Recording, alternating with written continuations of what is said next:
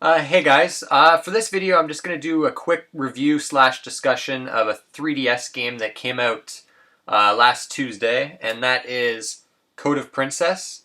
Um, this game basically, if for those that don't know, is uh, similar to a Guardian Heroes, if anyone's ever played that. It's a 2D side-scrolling beat 'em up slash RPG with some fighting game elements too. A lot of the times this feels like a fighting game.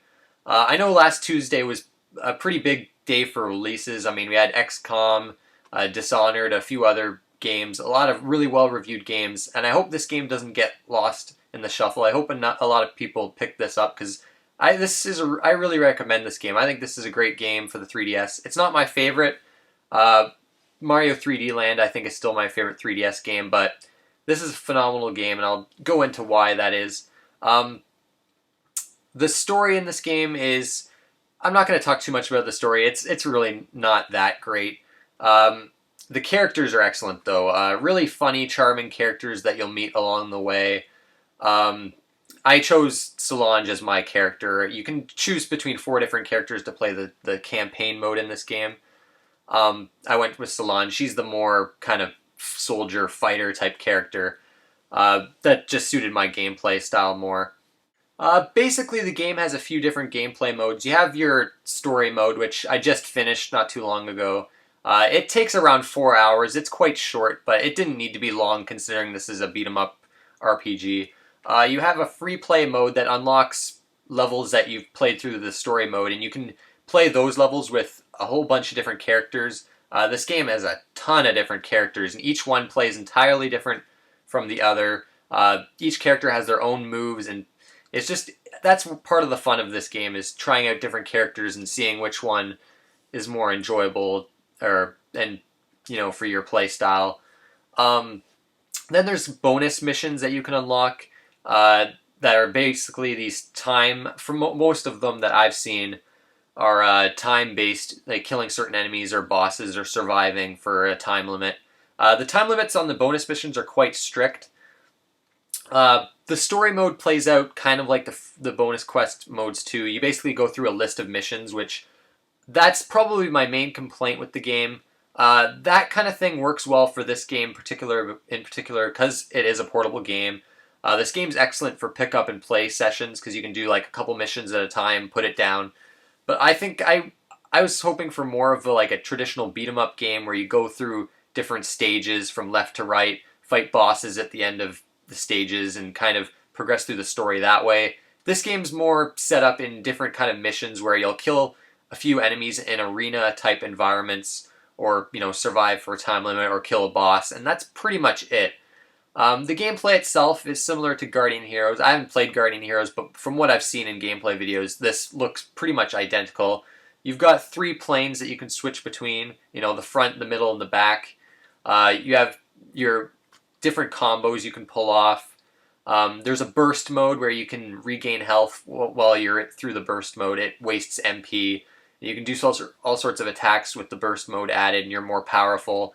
There's a block, which I don't like using blocks in beat 'em ups, but in this game, it's a pretty much essential move. Later in the game, things get quite hectic, and you've really got to block to prevent a lot of the damage.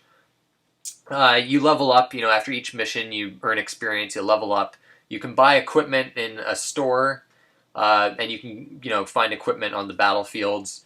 The equipment doesn't really add a whole lot, I find. A lot of it just increases your stats in certain ways, although there are some very useful items in terms of the bursting element. Like one particular item I found made it so that attacks didn't knock me back when I was using the burst mode, which I thought was great because I was actually kind of starting to get annoyed by the enemies constantly knocking me back. I could never get in enough hits on them before I'd just get knocked back. But that item really changed things for me. So in terms of content, you've got a lot here. I mean, this game could potentially last you for hours upon hours. I mean, there's, I think, 50 plus different characters that you could level up to 99, which is the max level. By the time I beat the story mode, my Solange was around level 60, so it doesn't take too long to get to the highest level, but if you want to do that, you can do so. There are co-op and competitive multiplayer modes in here that can be played online. I briefly messed around with them. They seem pretty fun, but I was kind of hoping for a more co-op experience where you went through a storyline and went through multiple paths and things like that. In terms of this game, you can just basically take on missions with another player. So if you're into that, that's pretty fun and cool. I don't know, the competitive multiplayer I'm not into, but I'm sure people that really get into this game will love that that's an option. Visually, this game's quite amazing. It's got a really nice visual style to it. The environments are all nice and detailed. But the best thing about this game are the character models. They're very weird. They're like sprites, but polygons at the same time. I know it's hard to describe them, but they all look fantastic. The animations in this game are just stellar. I just love the animations. But as good as this game is visually, it does have a few problems with the frame rate, especially with the 3D turned up. I tested the 3D turned up all the way, and I wasn't noticing anything crazy in terms of the 3D effects, and it would make the frame rate almost unplayable. So I ended up playing the game with the 3D off. It looks absolutely stunning on the 3DS XL, which is what I played it on. Just a great looking game. The soundtrack is also quite good. Nothing really stood out to me as particularly memorable, but what is on the soundtrack is quite good. There's not too many songs. I mean, this special edition here does come with a soundtrack, which it was nice of them to give you that for basically no added cost. I mean, I love how Atlus always goes the extra mile with these with the retail releases. But yeah, the soundtrack, it's good, just not anything amazing. Control-wise, everything's quite good in this game. You can use the analog stick or the D-pad to move your character. I preferred the D-pad. I actually like the D-pad on the 3DS XL. I'm not a big fan of the original 3DS's D-pad, but on the XL, the D-pad works quite well with this game. It's quite fluid. I recommend that over the analog stick.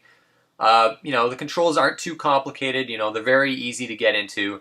I mean, this game is not too complex, so you should be able to get into it right away and start killing enemies real easily.